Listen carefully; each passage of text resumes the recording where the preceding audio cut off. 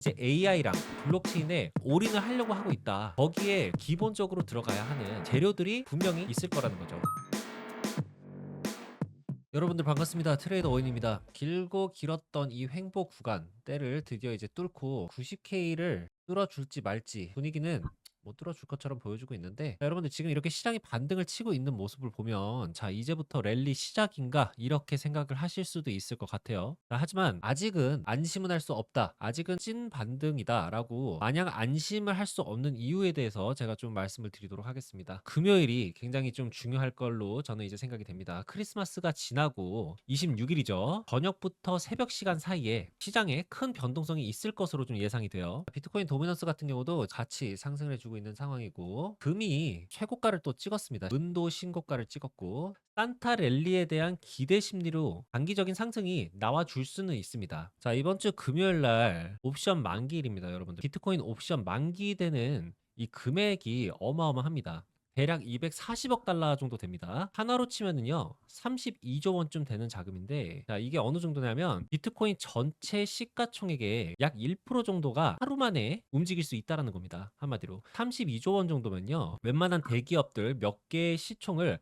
합친 수준이라는 거예요. 공포 탐욕 지수는 지금 29까지는 살짝 올라줬고요. 알트 시즌 같은 경우는 생각보다 그렇게 많이 오르지 않았죠. 그리고 코인 시장의 RSI 에버리지가 딱 중립 구간 정도로 지금 올라와 있죠. 과매도 구간까지 떨어졌다가 그래도 조금은 회복을 해준 상태입니다. 히트맵을 좀 보면은요, 90K 이 구간대에 숏 매물대가 굉장히 많이 쌓여 있었던 구간이었는데 여기가 정리가 지금 다 된 상태입니다. 그래서 지금 이 다음 구간에는 90.6K 정도의 지금 어느 정도 숏 매물대들이 쌓여가고 있어요. 이 구간대에서 잘하면 이제 저항을 맞을 수도 있습니다. 이게 옵션이랑도 직접적인 연관이 있어요, 여러분. ICT라는 게 지금 요즘 따라 국내에서 갑자기 유행을 하고 있다라고 해요. 대부분 파동을 보시는 분들도 보셨을 거고, 뭐 그냥 패턴, 뭐 캔들학적으로도 보시는 분들도 계시지만, 저 같은 경우는 이제 ICT를 사용을 한 지 좀 됐습니다. ICT 이 기법이 뭐냐면은 스마트 머니 컨셉이라는 이거를 가지고 이제 트레이딩을 해요. 그러니까 스마트 머니들이 어디에 많이 몰려 있다. 그러니까 기관들의 자금들이 어디에 몰려 있다. 이거를 찾아내는 겁니다. 오더블락이라고 해서 요 구간대에 여기서 저항 받을 가능성이 굉장히 커요. 반대로 이 아래에 있을 때는 기관들의 입장에서는 이 구간대가 깨지면 어떻게죠, 여러분들? 청산당하고 손실을 크게 보죠. 그렇기 때문에 요때쯤 되면은 세력들이 말아 올립니다. 리퀴디티 히트맵 중에서도 매물대 기준으로 본다라고 하면은 롱 매물대들이 꽤 쌓여가고 있는 상황입니다. 그렇죠? 이렇게 지금 쌓여 있는 모습을 보면은 여기까지 올라갔다가 윗꼬리를 살짝 말고 여기서 저항 받을 가능성이 굉장히 있다라는 소리이기 때문에 오늘 지금 포지션을 잡고 계신 분들이 계시면은 이 부분 참고해서 어느 정도는 그래도 수익은 챙겨 두시는 게 좋다. 옵션 시장 같은 경우는 지금 현재 기준입니다. 풋 옵션에 상대적으로 더 많은 비중이 실려 있다는 소리인데 26일 기준으로 한번 볼게요. 왜냐하면 옵션 만기이기 때문에 그때 맥스 페인 구간이 지금 96K입니다. 96K. 딱 요 구간이죠, 요 구간. 요 구간대가 가까워지면 가까워질수록 이 옵션 시장에서는 돈을 그만큼 많이 벌어들이는 그 구간대라고 보시면 돼요. 지금 이런 기사가 나왔었어요. 일론 머스크가 이번에 아랍에미레이트의 대통령을 직접 만났습니다. 첨단 기술이랑 AI 쪽에 대해서 이야기를 나눴다고 하는데 그냥 가볍게 넘길 만한 그런 이슈는 아닙니다. 장기적으로 코인 시장에 호재가 될 가능성이 충분히 있는 내용이에요. 여러분들도 아시다시피 UAE는 석유로 돈을 엄청나게 벌어들인 나라입니다. 그쵸? 그 자금으로 AI랑 첨단 기술에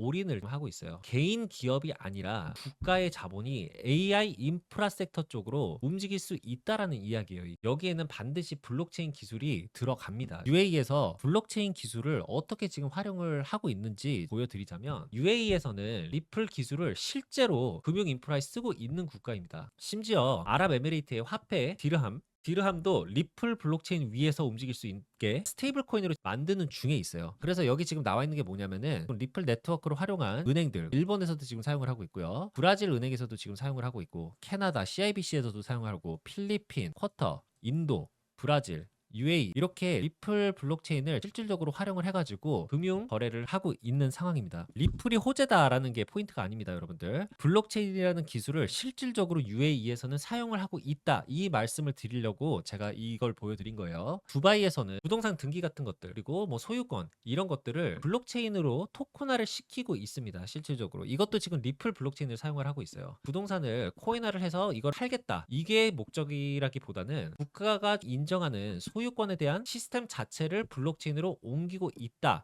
요렇게 좀 보시면 될 것 같아요. CBDC 같은 경우도 좀 마찬가지인데 여기에 중국, 홍콩 그리고 UAE 이런 나라들이 참여를 하고 있습니다. 그래서 UAE라는 나라는 이미 규제 같은 경우는 세계에서 1위라고 보시면 되고요. RWA 자체에 대해서도 굉장히 많이 확장 중에 있는 나라가 바로 두바이입니다. AI가 두뇌 역할을 해주는 거고 블록체인이 기록 같은 거, 정산 시스템 이런 역할을 해주는 이 스마트 시티라는 거를 구상을 하고 있는 중인 걸로 알려져 있습니다. 만약에 여러분들 저희가 뭐 셰프도 아니고 뭐 주부도 아닌데 소고기 미역국을 한번 끓여보자. 근데 한 번도 끓여보지 않은 사람들도 기본적으로 소고기 미역국에 뭐가 들어가는지는 알아요. 뭐 다진 마늘이 들어가고 뭐 이런 세세한 것까지는 모를 수는 있어도 기본적으로 소고기랑 미역은 반드시 들어간다. 그러니까 소고기 미역국이잖아요.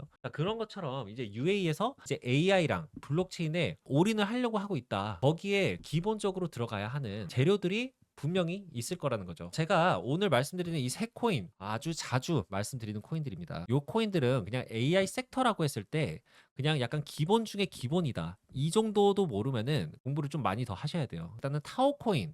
타오코인은 말씀드렸다시피 AI를 학습을 시켜주는 학교와도 같은 핵심적인 프로젝트이기 때문에 이거는 좀 빠질 수가 없겠죠. AI 쪽에서는. 두 번째는 이제 렌더예요. 렌더. RNDR. 앞으로 AI 기반으로 뭐 이렇게 스마트 시티 같은 거를 만들기 위해서는 일단 기본적으로 AI가 들어가기 때문에 AI를 활용해 가지고 영상 같은 거를 제작을 한다든지 영화를 만든다든지 뭐 마케팅을 또 따로 한다든지 그러면은 여기에 지금 반드시 렌더링이라는 게 들어가야 됩니다. 한마디로 화질을 굉장히 이쁘게 꾸며주는 거예요. 앞으로 AI 관련해 가지고 이런 사업들이 이루어진다라고 하면은 이 렌더링이라는 건 절대로 지금 빠질 수 없는 약간 그런 프로젝트 중에 하나거든요. 그리고 하나는 이제 아카시. 사실 이제 에이셔도 있습니다. 에이셔, ATH 코인. 아카시, 렌더, 에이셔 요 세 가지는 GPU 쪽으로 들어가는데 이 중에서 GPU 보유량으로 치면은 아카시가 제일 적습니다. 렌더가 그 다음이고 에이셔 같은 경우에는 수량을 제일 많이 가지고 있어요. 근데 이 에이셔 같은 경우는 블록체인 회사라고 알려져 있는데 그 전에는 이미 웹2 회사에서 성공을 한 그런 회사였기 때문에 웹3로 처음에 넘어왔을 때도 이미 자본금이 어마어마했습니다. 그래서 요렇게 한 3-4개 정도는 기본적으로 여러분들께서 좀 알고 계시는 게 굉장히 좋을 것 같고 일론 머스크랑 아랍에미레이트의 대통령이 만나서 AI 첨단 기술을 앞으로 어떤 방향으로 서로 이제 협력을 할지 대화를 나눴다는 이번 이슈. 저는 코인 시장이 앞으로도 성장하는 데 있어서도 그렇고 장기적으로 매우 좀 의미가 있는 그런 자리가 아니었나. 그냥 지나치는 것들이 알고 보면 호재적인 이슈였던 것들이 굉장히 많습니다.